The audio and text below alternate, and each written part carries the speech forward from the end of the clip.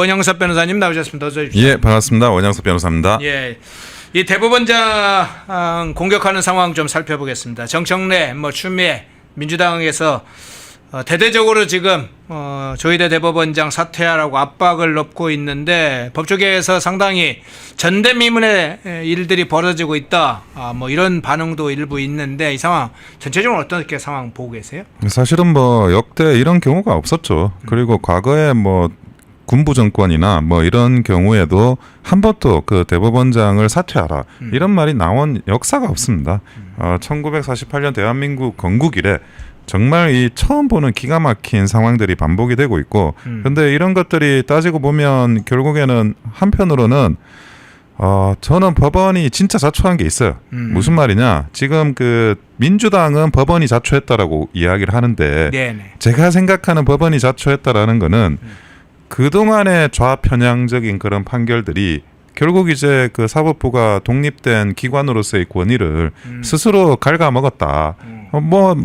그런 말이 많았잖아요. 이 민주당 서초동 지부냐 그런 이야기들이 계속 있었고, 펜앤마이크에서도 제가 나와가지고 설명을 많이 했던 것 같은데, 이재명에 대한 구속영장을 발부하지 않았던 거, 유창훈 판사가. 그렇죠. 예, 그런 것도 그렇고, 그리고 사실은 이재명에 대한 선거법 위반 관련한 사건 또 1심을 무려 16개월을 했습니다. 네. 6개월짜리 사건 해야 된다고 계속 주장을 하는데, 사실은 어떤 판결이든 빨리 하는 건 정의예요. 근데 지연되는 게 문제거든요. 그래서 조희대 대법원장도 빨리 해라 계속 이렇게 이야기한 건데, 그리고 그 판결 또는 구속 이런 여러 가지 상황들에서 정진석 그 비서실장의 그런 사자명예훼손도 그렇고, 거기에 대한 판사의 그 당시에 본인 SNS에 올렸던 글, 이런 것들도 굉장히 공정성에 문제가 되지 않았습니까? 그래서 그런 것들을 종합해서 조국 윤미향 사건도 4년 8개월 5년씩 재판했으니까. 윤미향은 임기를 다 채웠어요. 예. 임기 시작하자마자 기소된 사건이었는데 임기까지 다 채우고, 그것도 6개월 뒤에나 대법원에서 확정됐습니다. 그런 것들을 보면 그 전에 사법부가 지나치게 민주당한테 얕보였고, 민주당 입장에서는 독립된 사법부가 아닌 나한테 잘해주는 사법부였는데 이제 공정하게 독립되게 조금 해보려니까 너 왜 이래? 이렇게 돼버리는 거예요. 하던 대로 하지. 그동안 우리 좌파들한테는 솜방망이로 다 입맛에 맞춰가지고 다 해줬는데 왜 그래? 너 어색하다? 지금 이런 평가를 받고 있는 거라 가지고 한편으로는 사법부가 그동안에 자초한 부분도 있고, 그러나 그거를 떠나가지고 기본적인 헌법의 내용과 정신이 있지 않습니까? 권력 분립이 지켜져야 되고 그렇게 하라고 명시돼 있고, 그걸 이제 정상으로 돌아가는 그런 부분에 대해서 사법부의 독립은 지켜져야 되고, 그리고 응원해야 된다, 그렇게 생각을 하고 있습니다. 예. 그런데 이 시점에 지금 왜 조희대 대법원장을 집요하게 공격하는지 그 문제도 한번 확인해 보고 싶어요. 이 전국 법원장 회의 이후에 사법부에 대한 공격이 더 거세지고 있는데 왜 이 시점에 조희대 대법원장을 공격할까요? 그러니까 이런 걸 생각을 해봐야 되는데, 좌파들도 역대 자기들이 하지 않은 짓을 한다는 거 알아요. 무리라는 것도 알고, 그게 언론에 또는 여론에 민심의 이반이 저항이 생길 수 있다는 것도 압니다.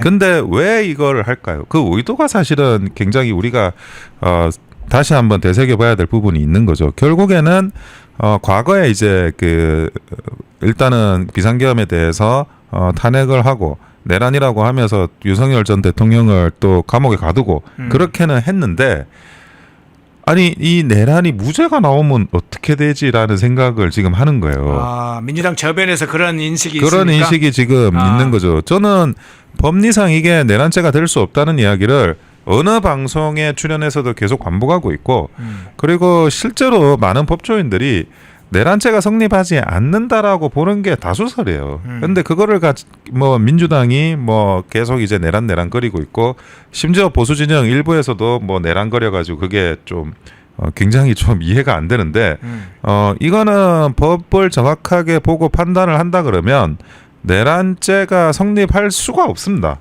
내란죄가 성립할 수 없는데, 만약에 지기현 판사가 중앙법원에서 그 중앙지법에서 판결을 하고 있는데 무죄라고 나오는 날에는 본인이 했던 모든 이 민주당이 했던 이재명이 했던 이런 어떤 정통성 적합성이 다 한순간에 증발해 버려요. 근데 지금 내년 6월에 지방선거가 있지 않습니까? 그 전에 판결이 내려지고 예를 들어 천에 하나 만에 하나 무죄라도 나오는 날에는 이 모든 게 무너질 수 있다는 생각을 하니까 이걸 어떻게든 저는 뭐 자기들은 유죄가 나올 거라고 생각을 하면서도 혹시라도 있을 수 있는 천에 하나 만에 하나의 가능성을 없애기 위해서 계속 이제 대법원을 압박하는 거거든요. 조희대 대법원장 또 왜 전담 재판부를 안 만드느냐, 왜 특별 재판부를 안 만드느냐. 그거는 자기들 입맛에 맞는 그런 판사가 배정이 돼야 된다. 지금 지기현 판사는 불안하다.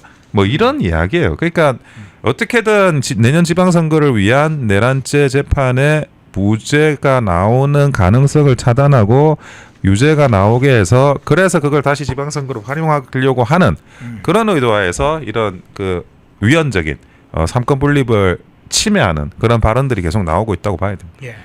삼권 분립의 이제 발언을 침해하는 그 대표적인 발언 중에 하나가 이재명의 발언일 텐데 선출 권력이 더 우위에 있다 이런 발언을 했잖아요.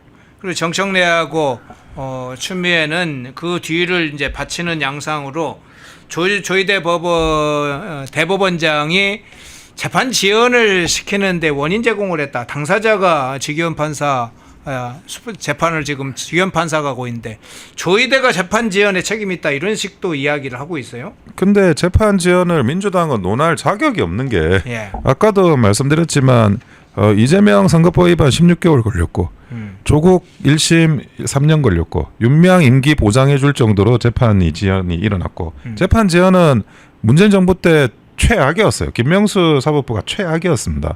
그나마 이 조희대 대법관은 빨리 하는 거예요. 근데 그거를 뭐 지연한다 그런 거는 그거는 어불성설이고 그냥 지연 이런 발언을 반복하면서 마치 대단한 문제가 있는 것처럼 지금 이야기하는 거고 지기현 판사가 그래서 그런 부분에 대해서 뭐 일주일에 3번씩 재판을 진행하고 있고 병합 심리도 하고 있다라고 본인이 또 어나운스를 했잖아요. 그러니까 그런 것들을 고려하면 이거는 뭐 애초에 재판 지연이라는 게 팩트가 아니고 그 재판 지연이 팩트가 아니기 때문에 조희대 대법원장이 거기에 관련도 없고 그리고 그런 부분에 대해서 오히려 빨리 하고자 함이고 오히려 빨리 하는데 무죄 날까봐 두려워하는 그 민주당의 발악이다.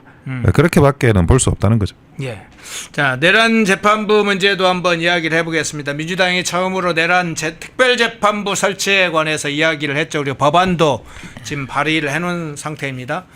내란 특별재판부 설치에 관해서 위헌이다 이렇게 법조계에서나 사회 곳곳에서 제기를 하니까 초기에는 1948년 반민특위 그리고 1960년에 있었던 4.19 직후에 있었던 부정선거 특별재판부가 있지 않냐 그 사례를 근거로 내란 특별재판부 만드는 거 아무 문제가 없다. 과거 사례도 있으니까 뭐 이렇게 했다가 반민특위와 이 3.15 부정선거 특별재판부는 다 헌법조항에 있던 것이다. 그것에 의거해 설치된 사례다. 이런 게 확인되면서 민주당이 이제 그 이야기는 어느 순간부터 안 하고 뭐 아동 소년 전담하는 가정법원도 있고 지식 전문 재판부도 있고 뭐 여러 가지 이야기를 말을 막 바꾸기 시작하면서 특별재판부에서 이제 전담재판부로 바뀌었다가 형사 부에 그냥 있으면 된다 이런 식으로 계속 바꿔요. 그러니까 지금 이 사람들이 하고 있는 이야기들은 자기들끼리도 통일이 안 되고 있어요. 그 전에 이제 특별재판부를 이제 법원 밖에 만들어야 된다라고 했다가 안에 특별 전담 재판부로 만들어야 된다고 했다가 말씀하신 대로 과거의 사례나 이런 것들도 다 따지고 보면 헌법적인 근거 안에서 움직였기 때문에 자기들이 뭐 말을 하다가 도망 다니다가 무슨 말을 하는지도 모르게 서로 충돌을 하고 있는 거거든요. 예. 근데 이 사람들이 하고 있는 이야기 중에 제일 중요한 이야기, 공통되는 이야기는 있어요. 예. 주기현 판사가 아니었으면 좋겠다는 거예요. 그러니까 저격 대상은 주기현이요? 어떤 그 시스템을 만든다고 하더라도 주기현 판사가 배제가 되는 그런 시스템을 만들겠다라는 거거든요. 조금씩 그 자기들도 말을 못 맞추고 있는데 그런데 그것은 어떤 판사가 만약에 내가 원하는 대로 판결을 내려줄 것 같지 않아서 바꿔야 된다라고 요구를 하고 그 요구가 사법부에 관찰이 되는 날에는 그 사법부야말로 저는 역사의 그런 죄인이 되는, 저는 항상 그 역사상 최악의 사법부는 김명수 사법부라고 하는데, 이 직위원 판사 교체가 만약에 일어난다 그러면 조이대 사법부가 역사상 최악의 사법부가 되는 겁니다. 이거는 그 과거의 군사정권 하에서도 일어난 적이 없는, 한 번도 일어난 적이 없는 일이에요. 그리고 아주 후진국인 독재국가에서도 이렇게는 일어나지 않아요. 권력의 입맛에 맞는 판사를 넣고 권력의 입맛에 맞지 않는 판사를 빼라. 이거는 불가능한 일을 지금 하는 거고, 여기에 대해서 뭐 민주당이 뭐 국민의힘에 대해서 위헌정당 해산 막 그러고 있다고 하는데, 민주당이 위헌정당이요. 만약 이거를 추진한다 그러면 그 민주당이야말로 위헌정당으로 해산돼야 됩니다.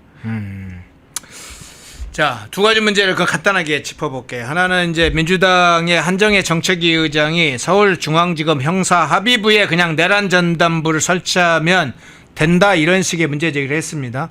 그게 아무 문제 없는 것처럼 지금 뭐 거창하게 내란 특별재판부부터 시작했다가 그냥 형사합의부에 넣으면 된다. 그런데 형사합의부에서 현재 이 내란이라는 용어는 적당치 않지만, 그러니까 재판을 다 사실은 전담해서 하고 있는데 별도로 내란 전담부를 지금 만들고 있다는 것도 문제이고, 요 하나 문제 어떻게 보시는지 하고, 또 하나는 민주당이 발의한 지금 내란 특별재판부 설치에 관한 법에 따르면 지금 구인을 추천 대상으로 하고 있잖아요.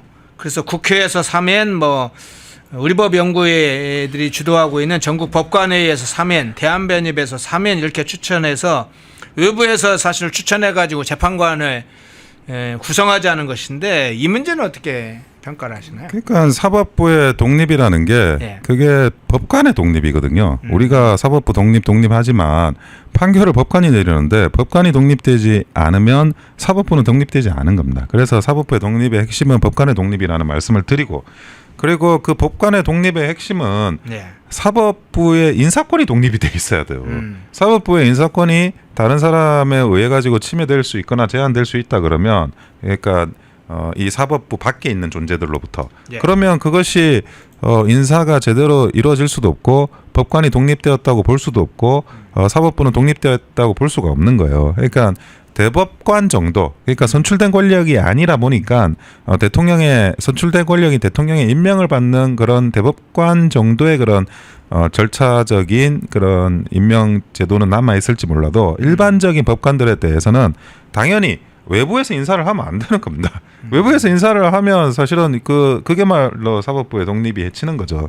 그래서 이분들이 이야기하는 거는 결국 직위원 판사 빼라, 이 이야기인데, 이 이야기를 그냥 돌려 또 어떻게 뒤집어질지 모르는 그런 이야기를 하고 있다고 말씀을 드리고, 그리고 두 번째로는 이게 법관의 배정 문제인데, 사건의 배당, 사건의 배당에 대한 본질을 우리가 이해하셔야 되는데, 지금 그 사건 배당은 무작위로 지금 되는 거예요. 그래서 누가 사건을 막고 싶어 한다라는 판사는 존재하면 안 돼요. 왜 사건을 막고 싶어 하죠? 이 특정 사건을. 그거 자체가 이미 선입관이 있는 거거든요. 우리가 뭐 물리의 법칙 중에 양자역학이라고 있는데, 입자를 관찰을 하는 순간 그 관찰값이 왜곡된다, 그런 게 있어요. 그런 것처럼 재판도 똑같습니다. 재판을 하고 싶어 한다라는 것 자체가, 특정 재판을, 그거는 그 법관의 판사의 선입관이 이미 있다는 거거든요. 그거는 공정한 재판이 아니에요. 그래서 이게 그 배당이 뭐 순번으로 하든 무작위로 하든 어떤 누군가의 관심에 의한 법관의 선정과 배정이라는 건 존재하면 안 되는 거거든요. 그게 바로 불공정한 재판이에요. 그래서 그런 부분들에 대해서 우리가 그 특검하고는 같은 레벨로 생각을 하면 안 됩니다. 무슨 말이냐? 특검은 어쨌든 기소를 하는 존재지 준사법권이지 사법권이 아니에요.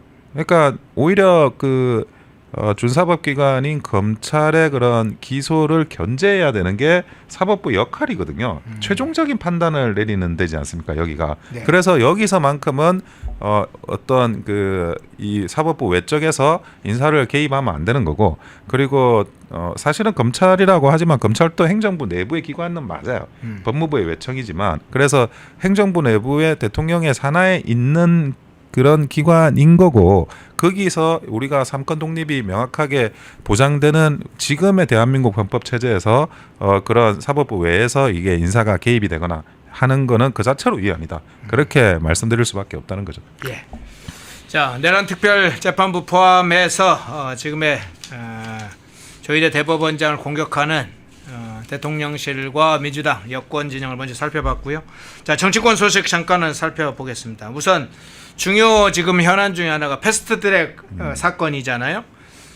지금 나경원 국민의힘 의원에게도 징역형이 지금 구형되기도 하고 했는데 일단 패스트트랙 사건에 대해서 어떻게 평가를 하세요? 이게 아마 그 굉장히 오래된 사건인데 20대 그 국회의원 임기 기간의 거의 막바지에 연동형 비례제도와 그리고 검경수사권 조정이라는 이 두 가지 법안을 패스트트랙에 올려가지고 마지막에 표결로 지금 그 위반을 시킨 거예요. 그걸 이제 그 당시 자유한국당에서는 어떻게든 막으려고 물리적인 그런 행사까지 다 했었고, 근데 그 당시에는 그 민주당이 사실은 그 120몇 한 6석인가 아마 가지고 있었을 거예요. 그러니까 본인이 단독으로는 사실 120 그러니까 국민의힘이 120석이 넘다 보니까 본인이 단독으로 지금과 같은 일방적인 표결을 할 수가 없었던 거예요. 네네. 그러니까 국회법이 뭐가 중요하냐? 120석이 중요합니다. 120석을 한 그 정당이 가지고 있으면 그 이상으로 그러면 모든 이제 절차를 일방적으로 진행할 수가 없어요.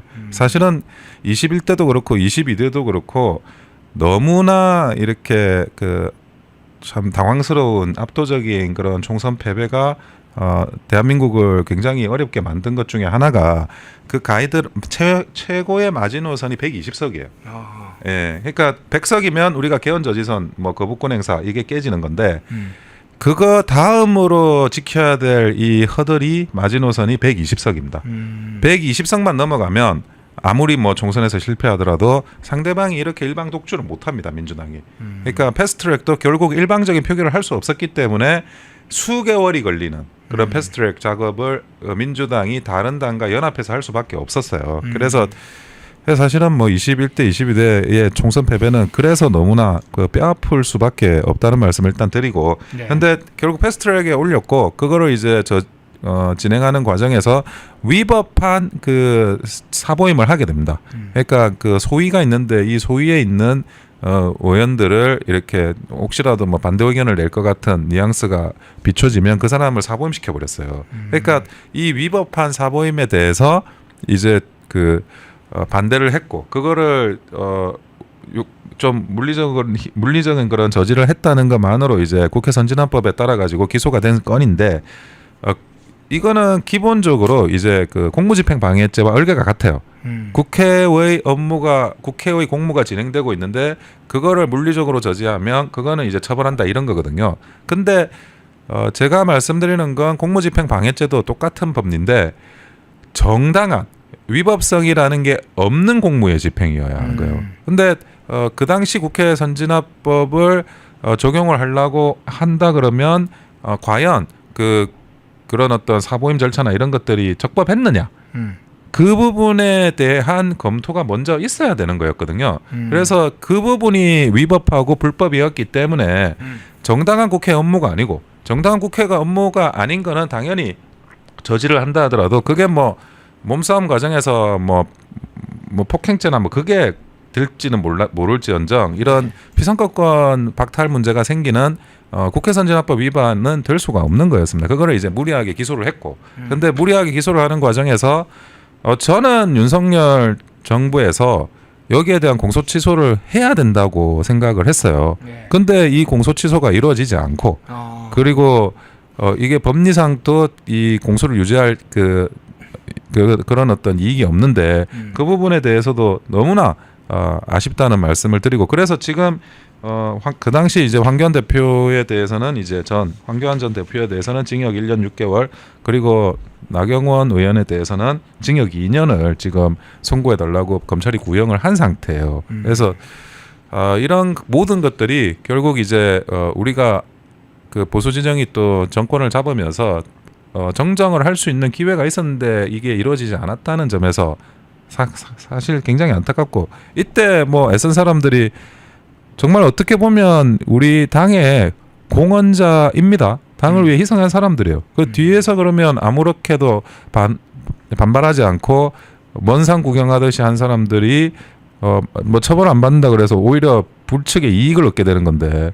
이런 것들도 제대로 정리가 안 되면 과연 다음에 이런 유사한 일이 있을 때 그럼 다 강 건너 불구경 하듯이 불구경 할 거잖아요. 그래서 저는 이런 것도 이 전반적인 흐름 그냥 단순히 이제 재판이 끝났다 구형이 됐다 이런 게 아니라 그 전에 이게 교정되지 않았던 거에 대한 참 안타까운 마음이 있을 수밖에 없습니다. 자, 확 뛰어가지고 정성호가 이야기한 문제를 좀 한번 잠깐 다뤄볼게요. 정성호 법무부 장관이 국민의힘 정당 해산 청구에 관해서 원칙적인 이야기를 한 것 같지만 사실은 검토하겠다는 취지로 들리는 발언에서 지금 논란입니다. 정성호 법무부 장관이 15일 날 이제 어제 국회 본회의 대정부 질문에서 민주당이 이제 질의를 했어요. 국민의힘 정당 해산 청구 방안에 대해서 지금 어떻게 생각하냐, 어떤 준비를 하고 있냐, 뭐 이렇게 질문하니까 추후 여러 사건들이 종료된다면 종합적으로 판단하게 보겠다 이렇게 말을 한 후에 다른 질문에 대해서 이렇게 답합니다. 헌재에서 과거 통합진보당 해산 결정을 내렸을 때 적용한 일련의 기준을 면밀히 검토해봐야 될 것으로 본다. 정당 목적이나 활동이 민주적 기본 질서를 위배했는지 아닌지를 종합적으로 검토해야 될 것이다 하면서 정당 해산 청구 자체를 검토하지 않겠다 뭐 이런 게 아니라 뭐 그런 통합진보당 사례 같은 것도 한번 보면서 검토할 것처럼 이렇게 취지를 발언을 했어요. 어떻게 평가를 하십니까? 지금 뭐 지방선거가 아직 1년도 안 남지 않았습니까? 네. 그래서 민주당 내부에 뭐 국민의힘도 마찬가지예요. 지방선거 준비가 지금 개개인들 후보로 나갈 사람들은 벌써 움직이고 있거든요. 이것도 뭐 정성호 장관이 결국 이제 내년 지방선거를 앞두고 그런 어떤 정치 공세의 그 일환으로서 지금 이 위원정당 해산 문제를 꺼냈다라고 봐야 됩니다. 과거에 이제 통합진보당이 위원정당 문제가 됐을 때 가장 핵심적인 게 강령이에요. 강령에 지금 북한 조선노동당과 동일하다. 네. 거의. 그래서 그 부분이 문제가 됐었고 그리고 이석기라는 사람이 조직했던 아로 그러니까 Revolutionary Organizer라고 했죠. 아로가 그 폭력적인 그런 강령의 실천 방안을 띠고 있다라는 거 그런 부분들이 이제 굉장히 중요한 부분으로 평가를 받았고 사실 그 북한의 어떤 그런 노선을 추종하는 집단이다 이렇게 또 인정을 받은 거예요. 그러니까 이게 단순히 뭐 어떤 그 정당에서 일어나는 하나의 업무를 보고 판단한 게 아니고 그 정당은 애초에 이런 그 위헌적인 목적을 위해서 일찌감치 준비가 돼 있었던 조직이냐 요거를 판단하는 거거든요. 그러니까 정당에 있는 정당인이 뭐 그게 국회의원이든 아니면 뭐 당직자든 아니면 당원이든 뭐 그 얼마나 많은 사람들이 있습니까? 우리만 하더라도 책임 당원이 80만에 일반 당원까지 합치면 한 500만 있어요. 민주당은 몇 배로 더 많죠. 근데 그런 사람들 중에 어떤 사람들은 위법한 행위도 하고 처벌도 받습니다. 그런데 그런 위법한 행위와 처벌이 정당의 위법과 정당의 처벌로 가야 되느냐 이거를 어떻게 개인의 일탈을 정당의 일탈로 볼 수 있느냐라는 그 부분이거든요. 그래서 이 강령이 너무나 중요한 거예요. 이 조직이 그렇게 움직이는 조직이다. 위헌을 위해서 존재하는 조직이다. 그런데 아니 대한민국의 그 건국 이후에 나라를 발전시켜온 그 보수 정당인 국민의힘의 강령이 국민의힘의 조직이 위헌을 위해서 존재하는 조직일 리가 없지 않습니까? 그러니까 이거는 뭐 말도 안 되는 그 이야기를 하고 있는데 그런데 정성호 장관 자체는 약간 온건파예요 민주당에서. 근데 그 정성호 장관이 그 이야기를 하는 거는 이거는 다른 노림수가 있는 거고 그 다른 노림수라는 건 결국에는 지방선거고 지방선거에 국민의힘을 계속 악마화시키고 위헌 정당이다 내란 정당이다라고 하는 프레임 씌우기를 계속 하겠다는 거거든요. 근데 저는 이 부분과 관련해 가지고 과거에 이제 문재인 때 했던 그런 지방선거 전략을 답습하고 있다고 생각을 하는데 문재인 때는 그래도 그 경제가 부서지고 있는 와중에도 사람들이 인식을 미처 못했었어요. 부동산 가격이 폭등하고 있고 여러 가지 한미 관계가 어긋나고 있음에도 불구하고 그것을 사람들이 인지하는데 시간이 걸렸거든요. 근데 지금은 어떻습니까? 지금은 경제 문제 저는 이렇게 한미 동맹이 가서는 뭐 뭐 관세 협상부터 벌써 뻐격거리고 그 한미 정상회담을 한 거는 맞는데 내용은 하나도 없었던 게 지금 돼가고 있어요. 다 가짜가 돼가고 있잖아요. 그런데 이렇게 해놓고 과연 우리가 경제가 살아날 수 있는 거냐? 그리고 뭐 옛날에는 한미 경중이라고 했지만 중국도 사실 경제가 굉장히 힘듭니다. 그런 그 상황에서 중국과 기대서 협력해서 경제를 살리기도 어려워요. 중국이 힘들기 때문에. 그런 상황에서 지금 민생과 경제가 이제 파탄나고 있는데 이재명이 뭐 이런 잘할 거다라고 하는 일각의 그런 미신 같은 믿음이 있었지만 그 미신 같은 믿음도 다 깨지고 있어요. 지금 탈원전을 겨우 해가지고 윤석열 정부에서 이 에너지 정책을 어느 정도 살려놨는데 탈원전하려는 탈원전 정책을 지금 하고 있잖아요. 재생에너지에 집중하겠다라는 식으로 이게 전부 이 이상한 그런 국민들의 그런 생활이나 민생이나 경제를 도외시하는 정책을 하겠다는 거거든요. 그게 내년 지방선거까지 얼마나 이 국민의 삶을 파괴할지 모르는 상황에서 그러면 지방선거 이기는 방법은 뭐냐? 지방선거 이기는 방법은 국민의힘을 악마화한다. 저는 그런데 그 약발이라는 게 결국 오래지 않아서 꺼질 거라고 생각하고 있어요. 그때처럼 그 문재인 정부 때도 이런 그 프레임 전략이나 이런 것들이 그때는 이제 언론이나 뭐 유튜브 방송이나 뉴미디어나 이런 게 부족했기 때문에 먹혔을지 몰라도 지금은 이제 그게 전혀 아니고 당연히 깨어있는 이런 많은 우리 자유우파 국민들께서도 계시기 때문에 그것이 뭐 다시 한번 과거에 2018년의 지방선거를 재현하는 그런 일이 발생할 일은 저는 없다고 생각하고 있습니다. 네, 마지막 질문 하나만 그럼 드릴게요. 지난 주말에 그 당정대 뭐 화합이라는 그 이름으로 김민석 지금 총리가 초청하는 형식으로 만찬이 이루어졌잖아요. 네, 그때 이제 정청래 대표, 김병기 원내대표, 강훈식 대통령 비서실장, 우상호 대통령실 정무수석들이 만났는데 대체로 이제 만나는 뭐 상황이나 그 후에 언론에서는 그간에 이제 정청래하고 김병기하고의 갈등, 그러니까 여당 지도부 내 갈등을 수습하려는 뭐 의도다. 그리고 상당히 수습이 됐다 해서 그런 사진과 퍼포먼스가 나왔는데 일부에서는 사실은 이제 만찬회동을 한 게 갈등 봉합도 필요했지만 그것을 넘어서 정청래가 지금 하고 있는 자기 정치, 강성 정치 이런 것에 일종의 좀 제동을 걸 필요가 있었고 김병기 원내대표를 유기해서 구해야 될 대통령실의 상황, 총리의 김민석의 그런 역할 이런 것이 조금 더 강했다 이런 평가도 있거든요. 그 부분은 어떻게 보시나요? 그러니까 저희가 항상 보면 그 국민의힘의 내부에 집중하시는 경우가 많은데 민주당 내부에 집중을 더 해야 됩니다. 왜 그러냐? 민주당이 지금 정권을 잡고 있는 여당이라서 그래요. 거기에서 일어나는 여러 가지 정치 현상이 국민의힘에 직접적인 영향을 미치거든요. 그래서 그런 부분들에 대해서 집중을 하셔서 지켜보시면 참 좋을 텐데 지금 이재명이 민주당을 통제하지 못합니다. 힘이 빠져버렸어요. 그거는 여러 가지 신호가 있는데 대표적으로 지금 원내대표 김병기가 했던 합의를 그 다음날 바로 뒤집은 거예요. 그렇죠. 예, 근데 그 합의는 뒤집을 수가 없는 게 왜 그러냐?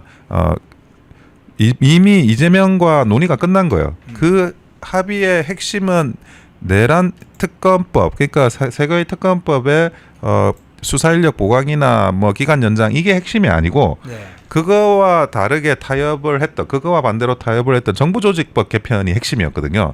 그 정부조직법도 제일 중요한 게 이제 재정경제부로 교체를 하면서 금융위의 재정정책을 재정경제부로 이관을 하는 거 그게 핵심이었어요.